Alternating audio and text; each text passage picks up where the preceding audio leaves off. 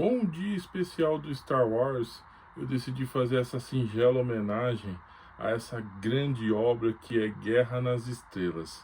Só que eu vou falar do quarto episódio, que foi o primeiro a ser lançado em 1977, dirigido por George Lucas, roteirizado por George Lucas e editado por George Lucas.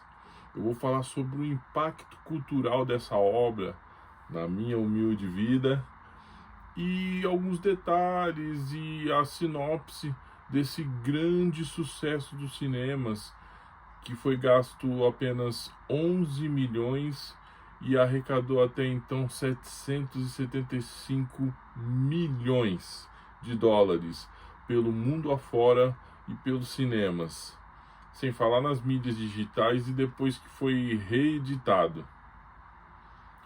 Logo mais depois da vinheta eu tô começando então, lembrando que esta é apenas a minha humilde opinião de fã de cinéfalo, está bem?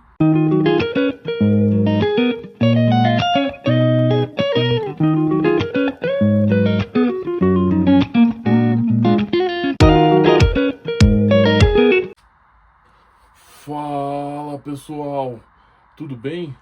Olha, eu sou o Gleison Macalas Paulino, escritor nas horas vagas e em tempo integral, mas isso não é um hobby, hein? Vamos deixar tudo às claras e combinado entre a gente para não ficar nenhum tipo de mal entendido. Tudo bem? Combinado então? No ano de 1977, George Lucas lançou Star Wars, Guerra nas Estrelas, Uma Nova Esperança. Mas no período da faculdade ele já havia escrito a sua obra completa e definitiva, os 6 filmes, que ele idealizou e bebeu muito da fonte da rotina do herói, né, da jornada do herói, que é uma jornada bem famosa, de um livro também, muito bem feito. Ele bebeu dessa fonte, mas ele foi muito bom, muito bem naquilo que ele se propôs a fazer, roteirizando, editando e dirigindo, pois ele percorreu os grandes estúdios de Hollywood e ninguém quis comprar sua ideia. Até então aquilo era algo novo, um conceito novo de filme, de ação, de aventura e fantasia, e ninguém pagou para ver. Tanto é que ele tirou do seu bolso. O resto é história. Confesso para vocês que eu nasci no ano de 1977, mas o meu contato com a obra foi meados de 1984, 85, e aquilo para mim foi impactante, atemporal, porque como criança, nossa, aquilo ali, os efeitos, a trama, a história, foi muito impactante. Sem falar que já tinha os seus bonequinhos, os seus brinquedos para se adquirir na época. E eles são precursores do formato bonequinho, que depois deles é que surgiram comandos em ação e tantos outros. Mas bora lá. O filme se passa numa galáxia muito distante, onde começa com a nave da Princesa Leia sendo perseguida por um cruzador, uma gigantesca espaçonave do Império, e ela é capturada. Só que antes dela ser capturada, ela passa os mapas, os planos da Estrela da Morte para o RD2 e 3CPO, que praticamente são uma espécie de humor cômico da obra, e eles conseguem fugir da espaçonave descendo no planeta abaixo. Vagando por esse planeta abaixo, eles vão parar na mão de Luke Skywalker, um discípulo da força de Obi-Wan Kenobi, que é um dos últimos Jedi a existirem ainda, que você assistindo toda a saga você vai entender o porquê. E eles vão, né, encontram Harrison Ford num dos seus primeiros papéis, está impecável, mandando muito bem. O interessante também é que Harrison Ford, antes de ser ator, ele era marceneiro e foi contratado por George Lucas para fazer essa película, e não demorou muito, estava fazendo Indiana Jones, Os Caçadores da Arca Perdida, que virou um sucesso atemporal também. Mas voltando para a trama, Eles pegam uma carona com o Harrison Ford, esse mercenário contrabandista, e os leva até o espaço sideral. Só que lá eles vão para essa espaçonave do Império, acabam sendo capturados por um feixe dela, por ser uma nave gigantesca, enorme, e eles acabam sendo capturados. Só que lá Obi-Wan Kenobi sente a força, sente ela lhe dizendo coisas como um mestre Jedi deve ser, e ele deixa o pessoal e vaga por essa espaçonave à procura de Darth Vader. Darth Vader é o vilão máximo do Star Wars, com sua máscara preta, o seu respirar. Inclusive ele tem a voz de Earl Jones, esse grande ator que dublou Mufasa do Rei Leão, e foi também o pai de Akin em Um Príncipe em Nova York, esse falecido ator que tem um episódio muito hilário no The Big Bang Theory, com o Sheldon vagando pela cidade e aprontando todas. Mas vamos lá.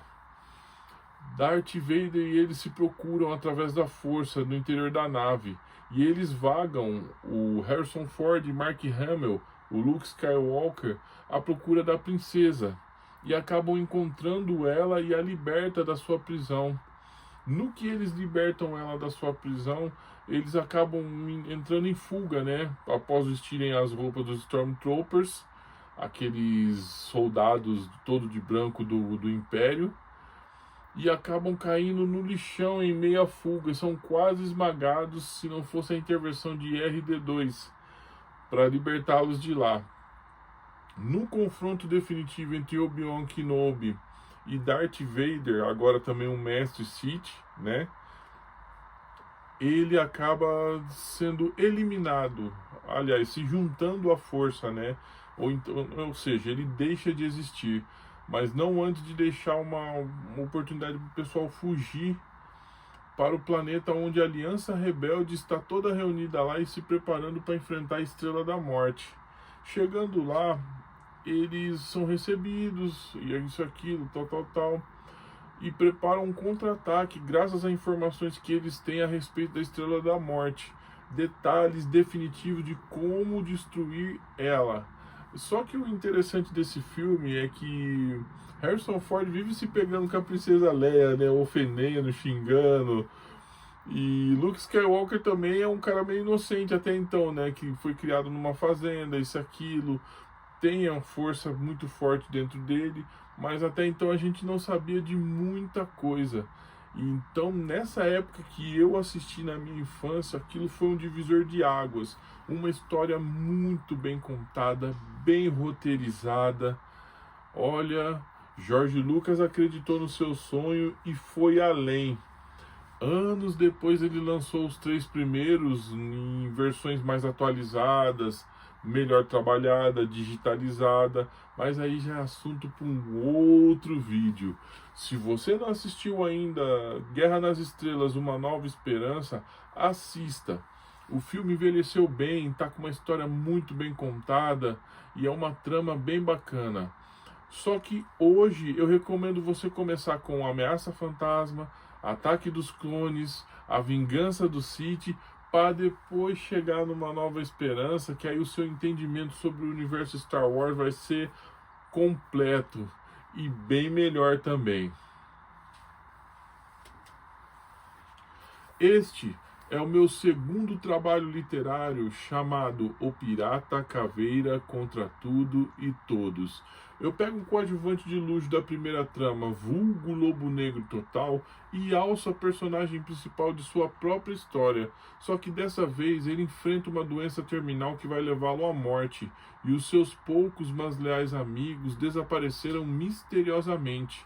Então, no tempo que restar, custe o que custar, ele vai fazer de tudo um pouco para descobrir o que houve, o paradeiro deles, e, se houver tempo, praticar uma rápida vingança, pois trata-se de um anti-herói. Disponível na Amazon e no Clube dos Autores, no seu formato digital, em e-book, e também no seu livro sólido, físico. Vai lá, pessoal, dá essa força para nós, autor nacional, autônomo, e a trama se passa dentro do universo GAMP, criada em parceria com Emerson Penerari, que a princípio foram feitos apenas para histórias em quadrinhos, utilizando mais de 60 personagens ainda inéditos do grande público.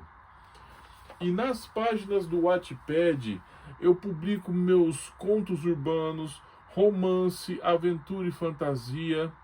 Estou sempre publicando coisas lá no exercício da profissão, para nunca encontrar uma folha em branco e não saber o que fazer com ela. Então, no exercício do ofício de escritor, eu vou publicando essas obras lá gratuitamente. Entra lá, dá uma lida, comenta o que achou. A gente está sempre ouvindo e lendo todas as opiniões, que é um feedback para a gente ir melhorando as histórias cada vez mais. É isso, pessoal. A gente vai se falando. Tudo de bom para vocês e até a próxima. Está bem?